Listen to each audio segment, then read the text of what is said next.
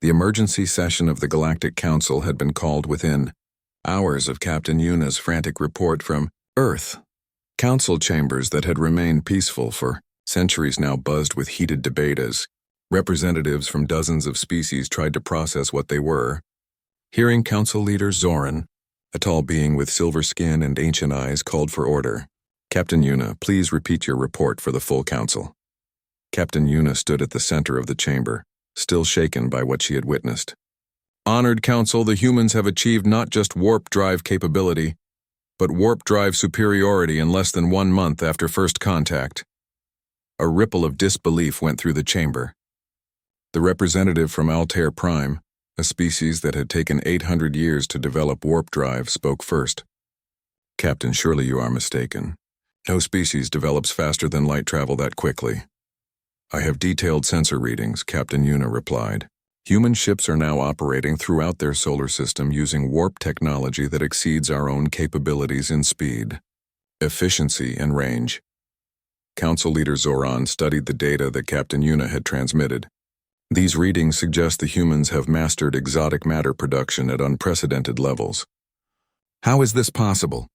Engineer Jiwon stepped forward. Honored Council, the humans did not develop this technology from theoretical foundations. They observed our ships, analyzed our technology, and reverse-engineered our warp drives in a matter of weeks. Then they improved upon our designs. The chamber erupted in shocked voices. The Andromedan representative stood up. Are you saying they stole our technology? No, Captain Yuna said firmly. They observed what we chose to show them, and from those observations they deduced principles that took us millennia to develop. Then they applied their own innovations to create superior versions. Minho added his voice to the discussion. The humans approach technology development differently than any species we have encountered. Where we prioritize safety and gradual development, they optimize for performance and rapid implementation. Council Leader Zoran was silent for several minutes, reviewing the technical data. When he finally spoke, his voice was grave. If these reports are accurate, we face an unprecedented situation. How do we integrate a species that has leapfrogged centuries of normal development?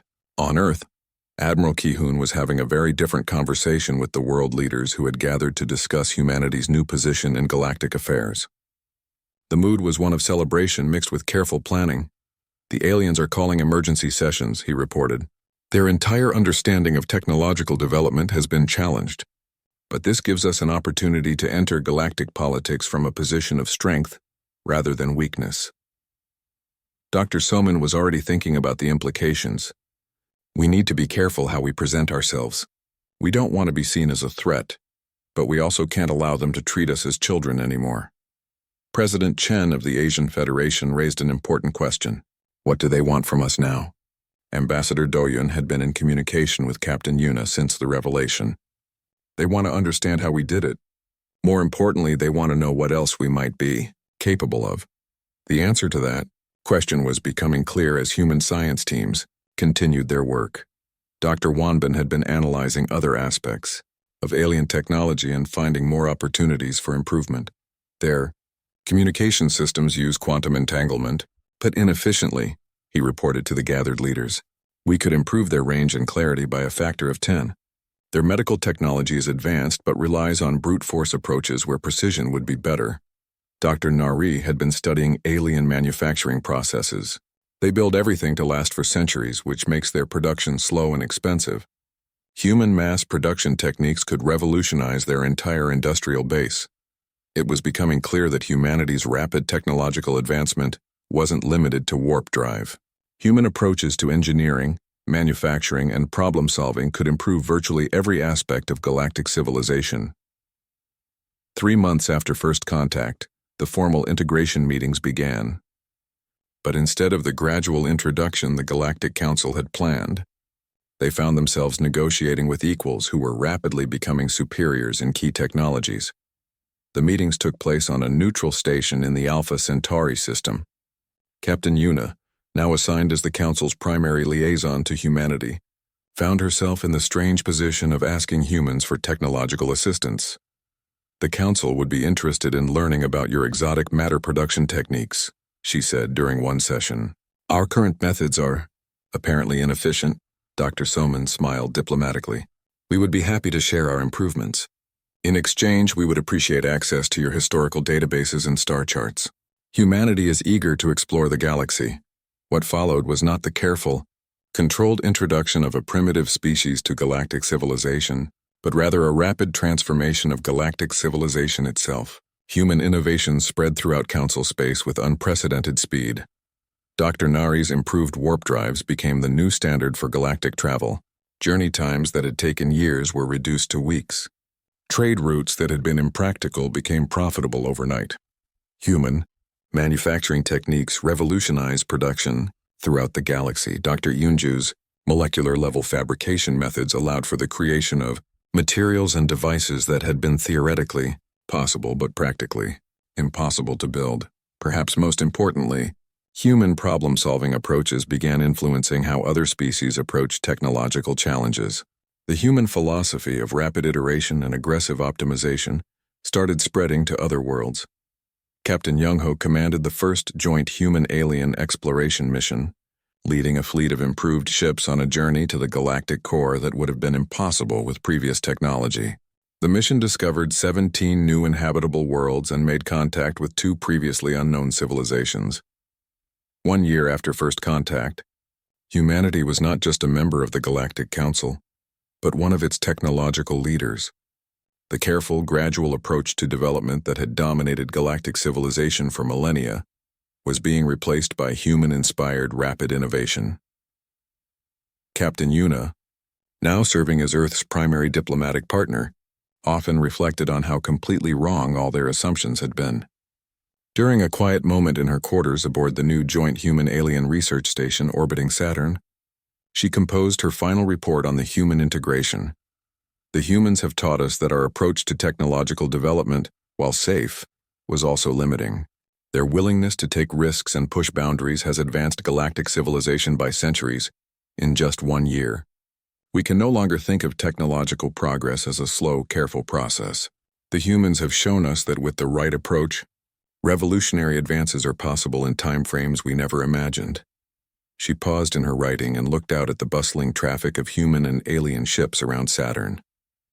The solar system had become one of the busiest hubs in the galaxy, with species from across Council space coming to learn from human innovations.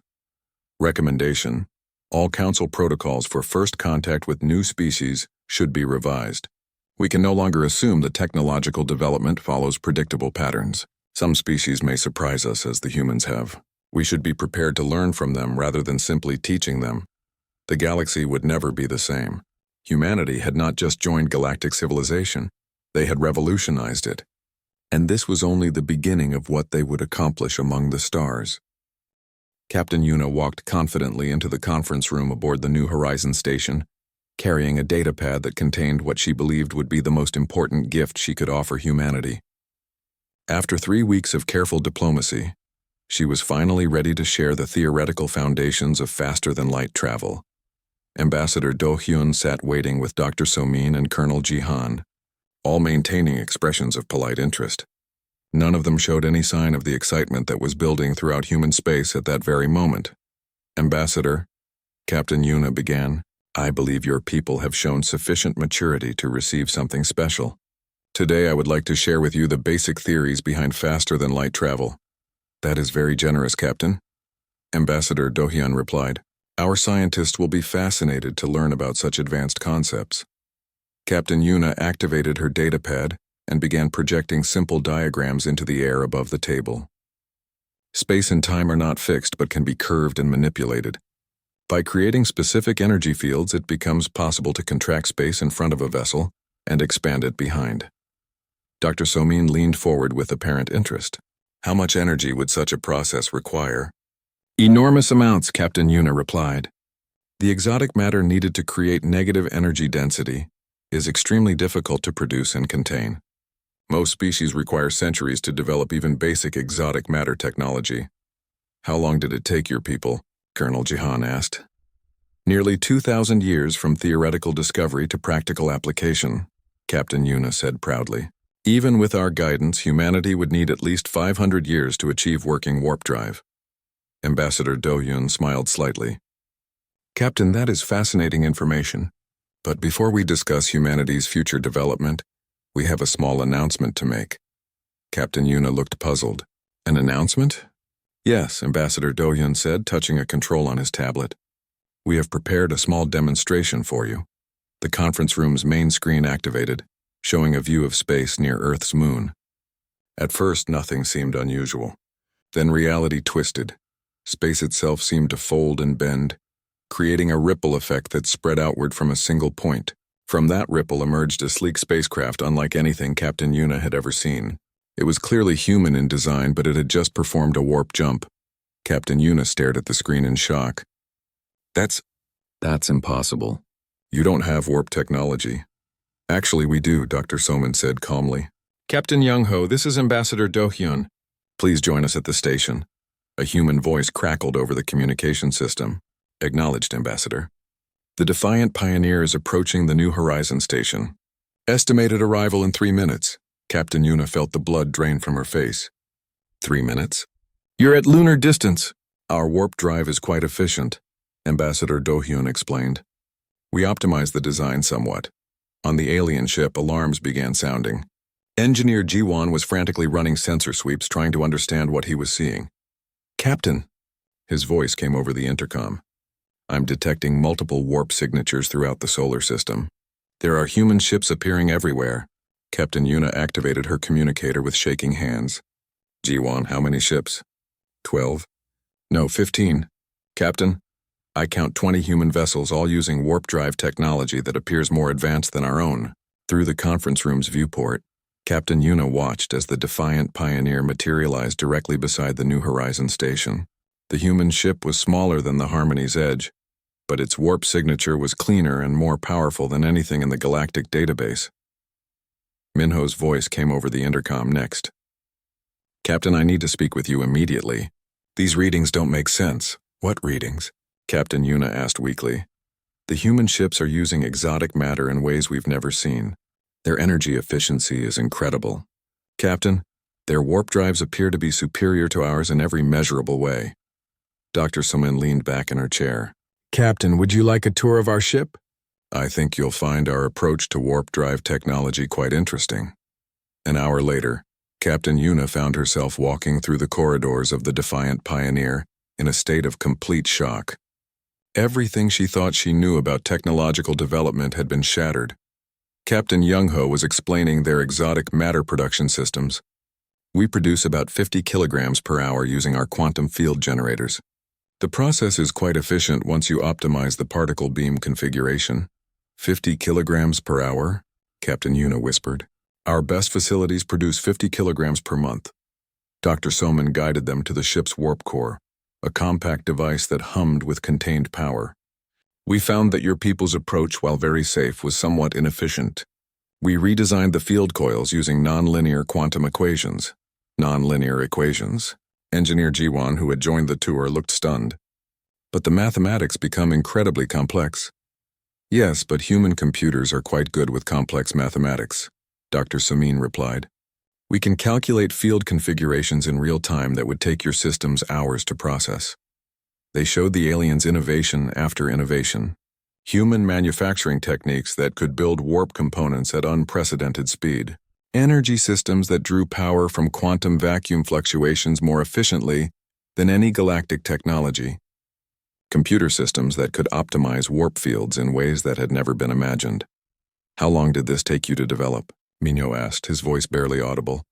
3 weeks, Captain Young-ho replied casually. 3 weeks? Captain Yuna repeated. That's impossible. Warp technology takes centuries to develop, Dr. Soman smiled.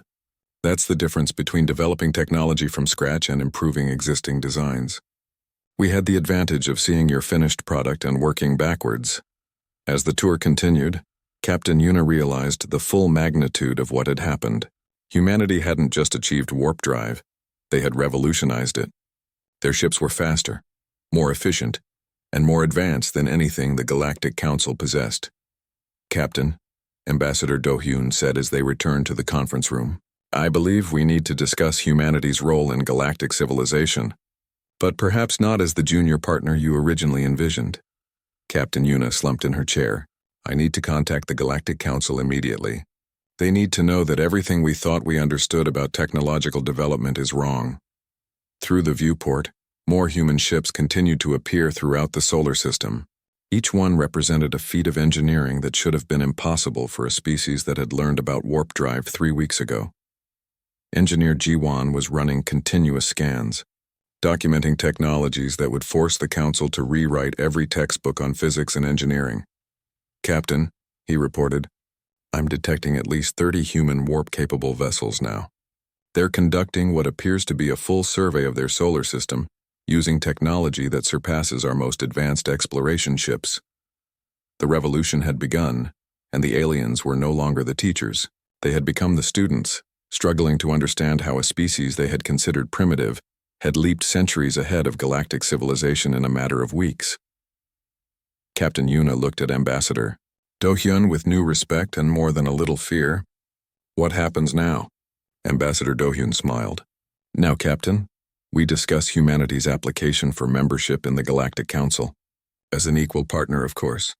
Admiral Ki-hoon stood before the largest gathering of scientists and engineers in human history. Representatives from every major nation had arrived in secret at the underground facility in Nevada. The room buzzed with nervous energy as the world's brightest minds prepared to hear something that would change everything. "Ladies and gentlemen," Admiral Ki-hoon began, "what you are about to learn is classified at the highest levels. Dr. Somin and her team have made discoveries that will reshape our understanding of the universe itself." Dr. Somin stepped forward, carrying a tablet filled with data that had kept her awake for 3 straight days. "The aliens have been lying to us. They don't just have better technology, they have mastered physics in ways we didn't think possible." She activated the main display screen, showing the gravitational wave patterns from the alien ship's arrival. This is how they really traveled here. Not in 50 years using fusion drives, but instantly by folding space itself around their ship. Dr. Wanbin took over the presentation. "Based on our analysis, they are using exotic matter to create negative energy density fields. This allows them to contract space in front of their ship and expand it behind them. The ship never actually moves. Space moves around it." A physicist from Japan raised her hand. "But exotic matter is purely theoretical. The energy requirements would be impossible to meet." Dr. Nari smiled grimly. "That's what we thought too. But they have quantum field stabilizers that can harvest energy directly from the quantum foam of empty space. They are literally drawing power from the fundamental structure of reality itself." The room erupted in excited whispers. Scientists from around the world began asking questions all at once. Admiral Ki-hoon raised his hand for silence. "The question now," he said, "is whether we can replicate their technology. Dr. Somin, what do you think?" Dr. Somin looked around the room at the assembled experts. "I think we can do better than replicate it. I think we can improve it." Commander Taeyuk, the head of Earth's most advanced engineering programs, stepped forward. "Explain." "The alien technology is built for safety and stability," Dr. Somin said. "They developed it slowly over thousands of years, adding layer after layer of safeguards. But humans don't think like that. We push boundaries. We take risks. We optimize for performance." Dr. Yunju had been analyzing the alien manufacturing processes. Their exotic matter production is incredibly inefficient. They use massive energy expenditures to create small amounts of exotic matter because they prioritize safety over output. "How small?" asked a Chinese engineer. "Based on our readings, their entire ship contains maybe 10 kilograms of exotic matter," Dr. Yunju replied. "But our calculations suggest we could produce the same amount using 1/10 the energy." Admiral Ki-hoon felt a surge of excitement. How long would it take to build a working prototype? Dr. Somin exchanged glances with her team. "If we had unlimited resources and complete cooperation between nations." 3 weeks. The room fell silent. 3 weeks to go from theoretical physics to working faster than light travel seemed impossible. 3 weeks? Admiral Ki-hoon repeated. "We have advantages the aliens never had," Dr. Wanbin explained. "We can see their finished technology and work backwards. We don't have to develop the theory from scratch. We just have to understand and optimize it." Within hours, the largest secret project in human history was underway. Admiral Ki-hoon designated it Project Breakthrough and gave it unlimited funding and resources. Facilities around the world began working on different components of humanity's first warp drive. In Switzerland, Dr. Wanbin's team worked on the theoretical framework for spacefolding. They discovered that human mathematics, particularly advances in quantum field theory, actually provided better models than the aliens were using. "Look at this," Dr. Wanbin told his assistant. "The aliens are using linear field equations, but our quantum mechanical models suggest nonlinear equations would be much more efficient." In California, Dr. Nari led a team building the exotic matter production facility. Human particle accelerator technology, originally designed for physics research, proved perfect for creating the high-energy conditions needed to produce exotic matter. "We're not just copying their approach," she explained to Admiral Ki-hoon during a video conference. "We're using our fusion technology to create much more controlled conditions for exotic matter formation." The breakthrough came from an unexpected source.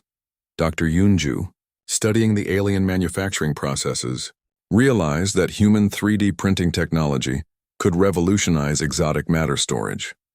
"The aliens use massive crystalline matrices to contain exotic matter," she reported, "but we can 3D print containment fields at the molecular level, much more efficient and much lighter." Meanwhile, on the New Horizons station, Captain Yuna continued her careful diplomatic schedule, completely unaware of the frantic activity happening on Earth. She met daily with Ambassador Do-yoon, sharing basic technologies and discussing humanity's gradual introduction to galactic civilization. "Your people are adapting well to our agricultural improvements," she told him during one meeting. "In a few years you might be ready for basic energy technologies. We appreciate your patience with our slow development," Ambassador Do-hyun replied, hiding his smile. Engineer Ji-won was beginning to notice some oddities in human behavior. During routine scans of Earth's surface, he detected unusual energy patterns from several locations.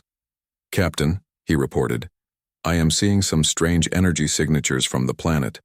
High-energy particle acceleration and exotic electromagnetic fields." Captain Yuna barely looked up from her reports. "Probably early experiments with the technologies we shared. These species always try to push beyond their capabilities too quickly." If she had investigated further, she would have discovered that humans were building particle accelerators more advanced than anything in the galactic database. But Captain Yuna was confident in her assessment of human capabilities. On Earth, the first exotic matter production facility came online exactly 2 weeks after the project began. Dr. Nari watched nervously as the quantum field generators powered up. "Energy levels, nominal," reported her assistant. "Particle beam stable. Beginning exotic matter formation in 3-2-1. The reaction was more successful than they had dared hope.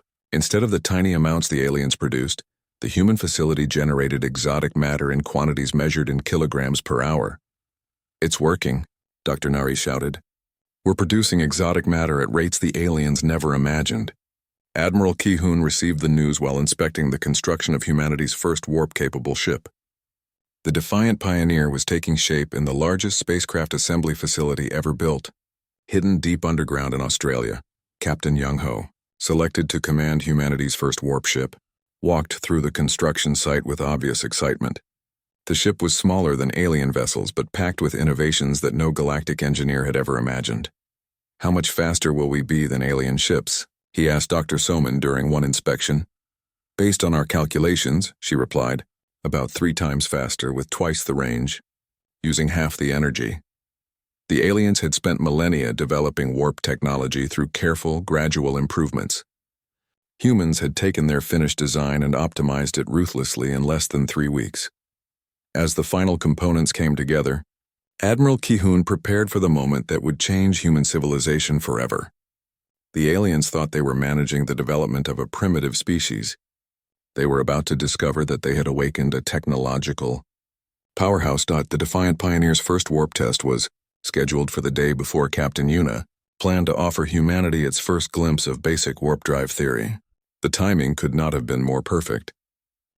While Ambassador Do-hyun continued his polite conversations with Captain Yuna, the real work was happening in secret facilities around Earth. Dr. Soman had returned from the alien ship with detailed scanner readings and observations that her team was now analyzing around the clock in an underground laboratory beneath the Swiss Alps. Dr. Wanbin spread out the gravitational data on a large display screen.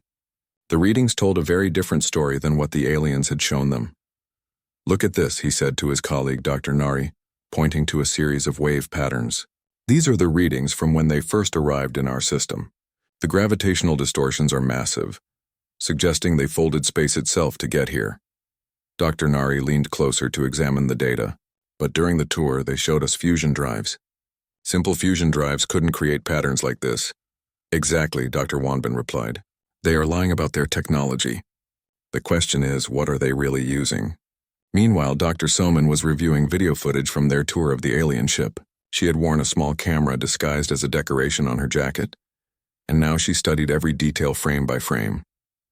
There, she said, pausing the video. Look at this panel in the engine room. Engineer Jiwan said it was a backup power control, but see these connections? They lead deeper into the ship, to areas we weren't shown. Her assistant, Dr. Yunju, enhanced the image. The power conduits are much larger than needed for the systems they showed us. They must be feeding energy to something else. Back on the New Horizon station, the diplomatic meetings continued. Captain Yuna had settled into a comfortable routine, sharing basic medical knowledge and agricultural techniques while carefully avoiding any advanced physics. Your offer of improved crop yields is very generous, Ambassador Do-hyun said during their morning meeting. Our people will benefit greatly from this knowledge. It is our pleasure to help, Captain Yuna replied. This is how all species begin their journey into galactic civilization. Step by step, building the foundation for greater things. Dr. Soman attended these meetings, always asking innocent questions that seemed to come from simple curiosity. But each question was designed to gather more information about alien technology. Captain, when your people first developed space travel, what was the biggest challenge? She asked. Energy storage was always difficult, Captain Yuna answered. Containing enough power for long journeys required many advances in materials science.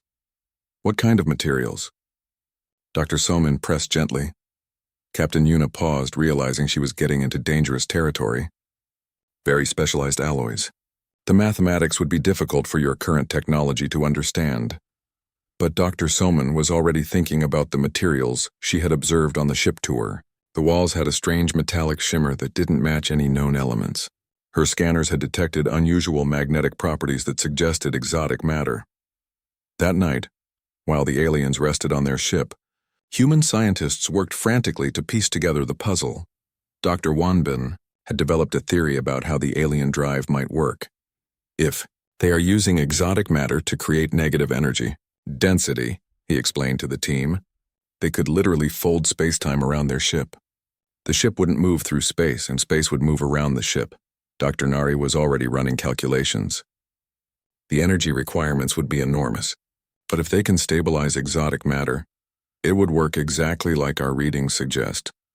Dr. Somin had been thinking about the tour of the alien ship. They showed us their engine room, but I think it was fake. The real drive system must be hidden somewhere else on the ship. How can we find out for sure? Dr. Yunju asked. Dr. Somin smiled. We asked for another tour. This time I want to see their manufacturing facilities. Every ship needs maintenance and repairs. The next day, during their scheduled meeting, Dr. Somin made her request. Captain, our engineers are fascinated by your technology. Would it be possible to see how you maintain and repair your systems during long journeys? Captain Yuna hesitated. Showing humans their manufacturing areas would reveal much more advanced technology, but refusing might seem suspicious. I suppose we could show you our basic repair facilities, she said finally.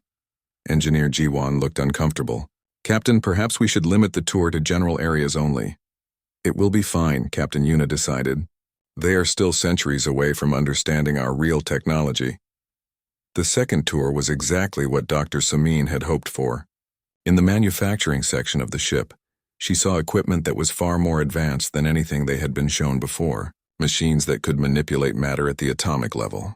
Energy systems that seemed to draw power from empty space itself. Most importantly, she saw the exotic matter storage units. They were heavily shielded and surrounded by complex field generators, but her hidden sensors detected the unique energy signatures. Engineer Jiwan tried to explain the equipment in simple terms. These are our basic fabrication units. They can create replacement parts for ship systems. But Dr. Soman was looking at machines that could clearly do much more than create simple replacement parts. These machines could build complex quantum devices and manipulate exotic materials that shouldn't exist according to human physics textbooks. How do you create new materials when you are far from home? She asked innocently. We carry sufficient raw materials for most needs, Jiwan replied. For longer journeys, we can harvest materials from asteroids or empty space. Dr. Soman's eyes widened slightly. Harvesting materials from empty space suggested they could create matter from energy, or manipulate quantum foam itself. This was technology far beyond anything the aliens had admitted to possessing. During the tour, Minho made a mistake that would prove crucial. While explaining their environmental systems, he mentioned quantum field stabilizers almost casually. These systems maintain our artificial gravity using quantum field stabilizers, he said, pointing to a series of devices mounted on the walls. Dr. Soman nodded politely, but her mind was racing. Quantum field stabilizers were theoretical devices that could manipulate the fundamental forces of nature. If the aliens had working versions, they possessed technology that could revolutionize physics itself. After the tour ended, Dr. Somin returned to Earth with her head spinning. The aliens weren't just hiding advanced propulsion technology. They were hiding scientific principles that could transform human civilization overnight. That night, she called an emergency meeting with Admiral Ki-hoon and the top scientists from around the world. We have been thinking too small, she announced. These aliens don't just have better engines. They have mastered the fundamental forces of the universe. They can manipulate space, time, matter, and energy in ways we never imagined possible. Admiral Ki-hoon leaned forward in his chair. What are you saying, Doctor? I'm saying that if we can figure out how their technology works, we won't just catch up to them. We might be able to surpass them. The room fell silent as the implications sank in. The aliens thought they were dealing with a primitive species that would take centuries to develop. They had no idea that human scientists were already unraveling their secrets.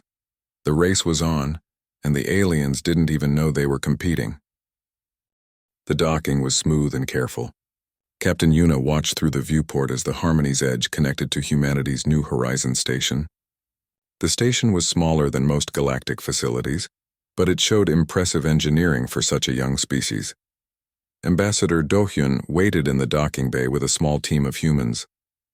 He had been chosen for this historic moment because of his calm nature and quick thinking. Beside him stood Dr. Soman and Colonel Jihan, both trying to look appropriately impressed while secretly analyzing everything they could see. The airlock opened with a soft hiss, and Captain Yuna stepped through.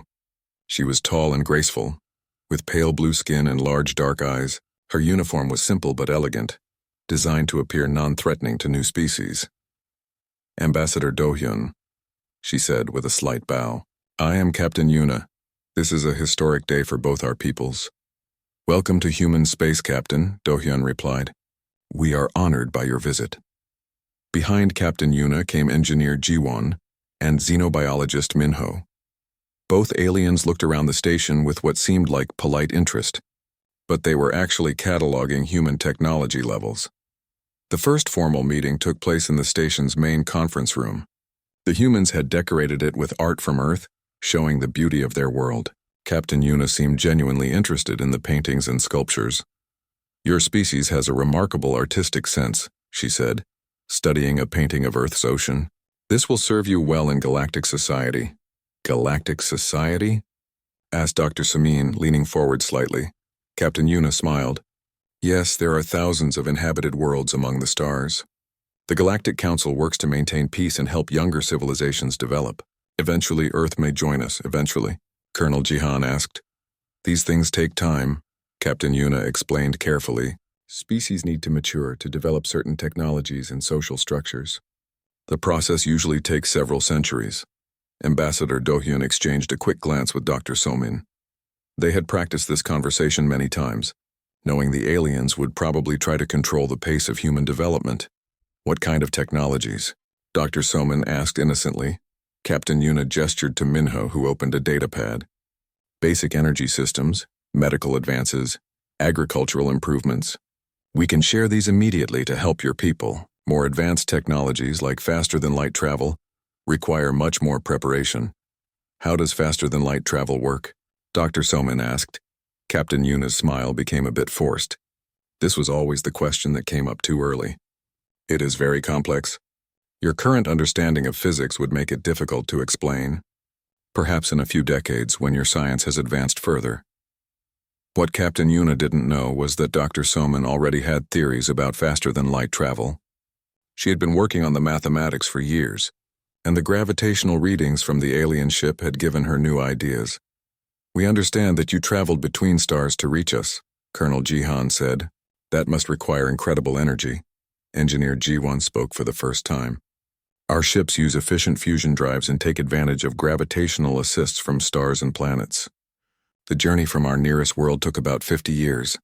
Dr. Soman's eyebrows rose slightly. 50 years was a long time, even for interstellar travel using conventional physics, but the gravitational readings suggested the ship had appeared in their solar system almost instantly. 50 years is a long time to spend in space, she said. Our people live much longer than humans, Captain Yuna explained quickly. And we use suspended animation for long journeys. The lies were coming easily now. This was how first contact always went. The primitive species asked obvious questions, and the council representatives gave simple answers that hid the true complexity of galactic civilization. Ambassador Do-hyun steered the conversation to safer topics. They discussed human culture, art, and science. Captain Yuna was impressed by human achievements but kept emphasizing how much they still had to learn. Your mathematics are quite advanced for your stage of development, Minho observed. Some of your theories about space and time are almost correct. Almost correct? Dr. Soman asked. Well, you understand the basic concepts, but you are missing some key insights. For example, your theories about curved spacetime are interesting, but they don't account for quantum effects at large scales. Dr. Somin nodded thoughtfully. Could you give us an example of what we are missing? Minho glanced at Captain Yuna, who shook her head slightly. Perhaps later, when you have had time to absorb the basic concepts, we will share. The meeting continued for several hours. The aliens offered to provide detailed information about medicine, agriculture, and basic engineering. They spoke about eventual cultural exchanges and the possibility of Earth joining the galactic community in a few hundred years.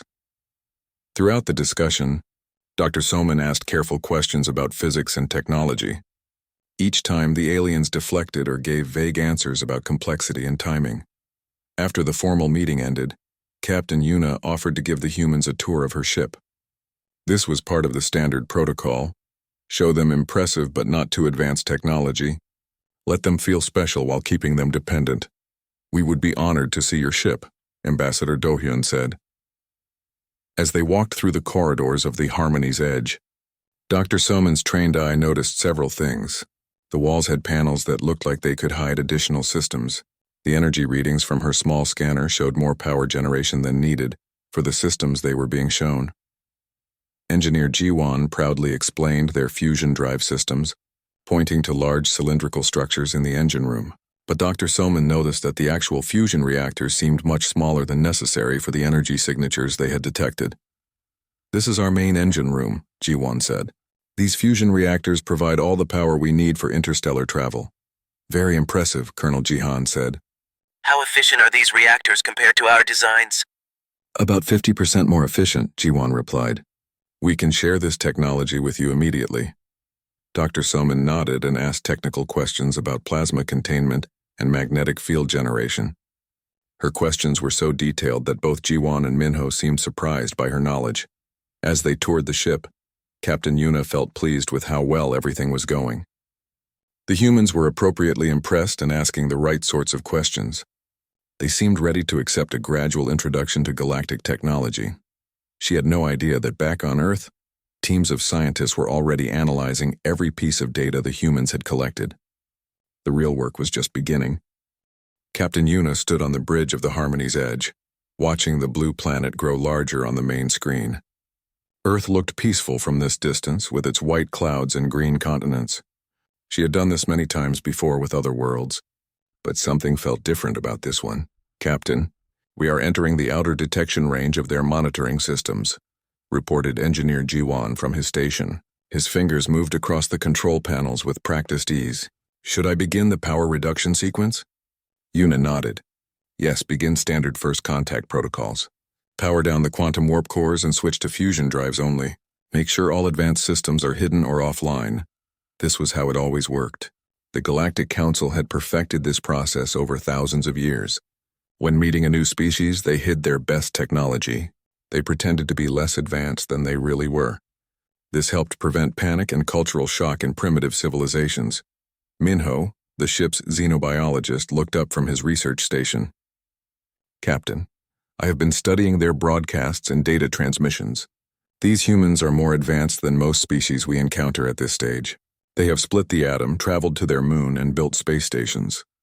That is normal for a pre-warp civilization," Yuna replied. "They always seem impressive to themselves. But they are still centuries away from faster-than-light travel. Our reports show they barely understand quantum physics." On Earth, Commander Hyan was having a very different conversation. He sat in the underground command center of Earth Defense Command, watching the same screens that showed the approaching alien vessel. But his readings were much more detailed than the aliens realized. "Sir, the gravitational disturbances are decreasing," reported his aide. "But the patterns don't match their current energy output. Something doesn't add up." Dr. Soman entered the command center carrying a thick folder of calculations. She was Earth's leading expert on theoretical physics, and she had been studying the approaching ship for days. "Commander, I have been analyzing the gravitational waves from their vessel," she said, placing her folder on his desk. "They are trying to hide something. The energy signatures we detected when they first appeared were far more powerful than what they are showing now." Commander Hyan leaned back in his chair. "What are you saying, Doctor?" "I think they have much better technology than they want us to know. The initial reading suggested some kind of space-folding drive, something that bends space-time itself. But now they are running on simple fusion engines." Admiral Ki-hoon joined them, his military uniform crisp despite the late hour. "Doctor, are you certain about this?" Dr. Suman nodded. "The gravitational echoes don't lie. When they arrived, they were using technology we can barely imagine. Now they are flying like our own spacecraft, but bigger." Back on the alien ship, Captain Yuna was preparing for the first transmission to Earth. She had done this speech dozens of times for dozens of worlds. The words were always the same, designed to sound peaceful and non-threatening. "Open a channel to the planet," she ordered. Engineer Jiwan nodded. "Channel open, Captain." Yuna straightened her uniform and looked at the camera. "People of Earth, this is Captain Yuna of the exploration vessel Harmony's Edge. We come in peace from the Galactic Council, a union of civilized worlds. We have been watching your world from afar and believe you are ready for contact." The message traveled through space at the speed of light, reaching Earth's listening stations within minutes. In command centers around the world, humans listened to their first message from the stars. "We know this may be shocking," Yuna continued, "but you are not alone in the universe. There are thousands of species among the stars, and we would like to welcome Earth to our community. We will approach slowly and dock at one of your orbital stations if you permit." Admiral Ki-hoon watched the message with his staff. The alien captain seemed friendly enough, but something felt wrong. Her words were too careful, too practiced. "She talks like she has given this speech before," he said quietly. Dr. Soman was thinking the same thing. "Admiral, I recommend we play along for now. Let them dock at the New Horizon station. But we should watch everything they do very carefully." Commander Hyan was already giving orders. "I want every sensor pointed at their ship. I want to know what they eat for breakfast. If they are hiding advanced technology, we need to figure out what it is." On the alien ship, Captain Yuna was pleased with Earth's response. The humans had accepted their request to dock and seemed appropriately amazed by the contact. Everything was going according to the standard plan. "Minho, prepare the usual first contact materials," she said. "Basic medical knowledge, agricultural improvements, and some simple technologies. Nothing too advanced." "What about warp drive theory?" asked Minho. Yuna shook her head. "Not for many years. We will introduce the concept slowly. Let them think about it for a few decades. Then maybe we will share some basic principles. But actual warp technology? They won't be ready for that for at least 200 years. Engineer Jiwan was running final checks on their hidden systems. All their advanced technology was powered down or concealed behind false readings. To any scan the humans might try, they would appear to be using simple fusion drives and basic energy systems. All systems ready for docking. "Captain," he reported. As the Harmony's Edge approached the New Horizon station, both species prepared for their historic meeting. The aliens believed they were following a tested plan that had worked for thousands of years. The humans prepared to learn everything they could. About their visitors, neither side knew how quickly everything would change. Dr. Samin was already working with her team to analyze every piece of data they could gather. She had a feeling that these aliens were about to teach humanity something important, but not in the way they intended. The stage was set for first contact, but the real story would begin when the humans discovered what their guests were really hiding.